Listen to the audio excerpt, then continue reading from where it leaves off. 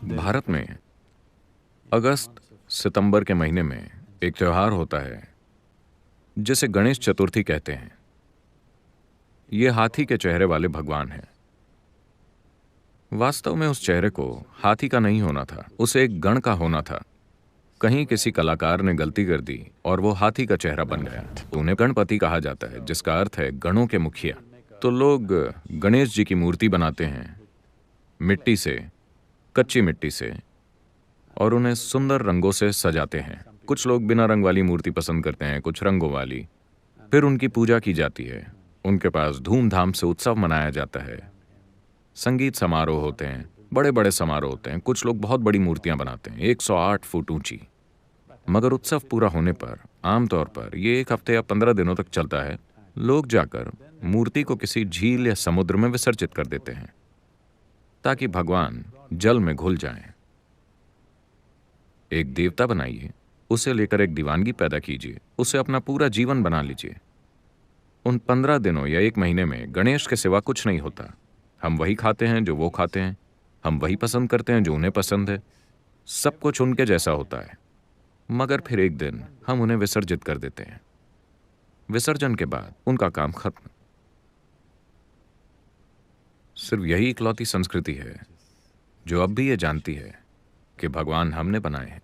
वो बौद्धिक सक्रियता के प्रतीक हैं, क्योंकि उन्होंने महान ग्रंथ लिखे, और जिस ऋषि ने बोल बोल कर ये ग्रंथ उनसे लिखवाए, गणेश ने उनके लिए ये चुनौती रखी कि उन्हें बोलते समय कभी भी रुकना नहीं है। उन्हें लगातार बोलना होगा और वो लगातार लिखेंगे। वो बोले, अगर आप रुके तो उसके बाद मैं नहीं लिखूंगा। ये ऋषि की परीक्षा थी कि वो जो बोल रहे हैं वो वाकई उनके अस्तित्व का स्रोत है या एक विद्वतापूर्ण चीज है जिसे वो अपने मन में गढ़ रहे हैं। तो गणेश ने कहा, अगर आप बिना रुके बोले तभी मैं लिखूंगा। आप कहीं रुके तो एक बार अपनी कलम नीचे रखने के बाद मैं दोबारा नहीं लिखूंगा। तो व्यास ऋषि लगातार बोलते रहे। ये काम महीनों चलता रहा। गणेश एक भी शब्द छोड़े बिना लिखते रहे। वो सबसे बेहतरीन स्टेनोग्राफर थे। वो मानव बुद्धि के प्रतीक हैं। ये प्रतीकात्मक रूप से बहुत सही है, क्योंकि आपकी बुद्धि की प्रकृति यही है। आप जागरूकता के साथ कुछ कल्पना करने के लिए उसका इस्तेमाल कर सकते हैं। अद्भुत कल्पना। हाथी के सिर वाला आदमी। हाथी का सिर, क्योंकि धरती पर यही सिर सबसे बड़ा है। इसका मतलब है ढेर सारा दिमाग। तो मानव बुद्धि का प्रतीक और उनका विसर्जन इस बात का प्रतीक है कि अगर आप अपनी बुद्धि का सही इस्तेमाल करें तो आप दुनिया को विलीन कर सकते हैं। अपनी बुद्धि की गतिविधि को विलीन करना कोई समस्या नहीं है। एक बार आप अपनी कल्पना से दुनिया को विलीन कर दें तो कल्पना को गायब करना कोई बड़ी समस्या नहीं है। आप अपनी कल्पना से ब्रह्मांड को मिटा सकते हैं। आपके अनुभव में ब्रह्मांड का अस्तित्व नहीं होगा अगर आप एक शक्तिशाली कल्पना करें। मगर कल्पना को बंद करना अधिक सरल प्रक्रिया है। अगर कल्पना जागरूकता के साथ विकसित की गई है तो उसे बंद करना आसान है। फिलहाल कल्पना हिस्सों में हो रही है और बिना जागरूकता के फिर उसे रोकना नामुमकिन लगता है। तो ये पूरा उत्सव इसका प्रतीक है कि हम उन्हें बनाते हैं, और आपको उनके आसपास होने वाले जश्न को देखना चाहिए। आमतौर पर उन्हें सार्वजनिक स्थानों पर रखा जाता है। निजी मूर्तियों को हर घर में रखा जाता है। इसके अलावा सड़कों में विशाल मूर्तियां रखी जाती हैं। कई सड़कें इन 15 से 30 दिनों के लिए बंद रहती हैं। ट्रैफिक रुक जाता है।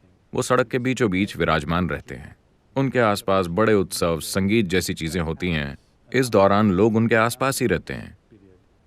मगर समय आने पर वो जाकर उन्हें विसर्जित कर देते हैं और हो गया, वो चले जाते हैं। अगले 1 साल कोई उनके बारे में नहीं सोचता। अगर आप अपनी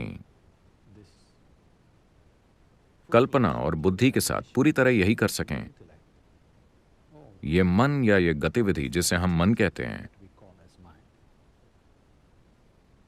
मैं चाहता हूं कि आप इसे साफ साफ समझ लें। आपका मन कोई पूर्ण वस्तु नहीं है। यह सिर्फ एक खास तरह की गतिविधि है। गतिविधि नहीं तो मन भी नहीं। हाँ या ना? मान लीजिए अभी आपके पास कोई विचार नहीं है। क्या आपके पास मन है? ओह, मेरे पास मन है, मेरे पास मन नहीं है। हाँ, आपके पास है, क्योंकि ये एक विचार है। अगर विचार नहीं है तो मन जैसी कोई चीज नहीं है, क्योंकि ये एक तरह की गतिविधि है। Consciousness is capable of being here. चेतना बिना किसी गतिविधि की मदद के भी मौजूद हो सकती है। गतिविधि चेतना का निर्माण नहीं करती, चेतना गतिविधि का निर्माण करती है। मैं हाथ हिलाता हूं, हाथ मुझे नहीं हिलाता, मैं हाथ को हिलाता हूं। इसी तरह मैं अपने मन को चलाता हूं, इसका उल्टा नहीं। लेकिन अभी इसका उल्टा ही होने लगा है। आपके मन की प्रकृति ही आप बन गए हैं, है ना? आपका मन जितनी पागलपन की चीजें करता है वही आपका गुण बन गया है ना? अब इन भूमिकाओं को पलटना सबसे महत्वपूर्ण है, क्योंकि अगर आप अपने मन की प्रकृति को तय करें तो कुछ असाधारण हो सकता है। अगर आपका मन आपकी प्रकृति को तय करता है तो ये एक संयोग है। ये एक बुरा संयोग है या नहीं, वो स्थितियां तय करती हैं, मगर ये एक संयोग है।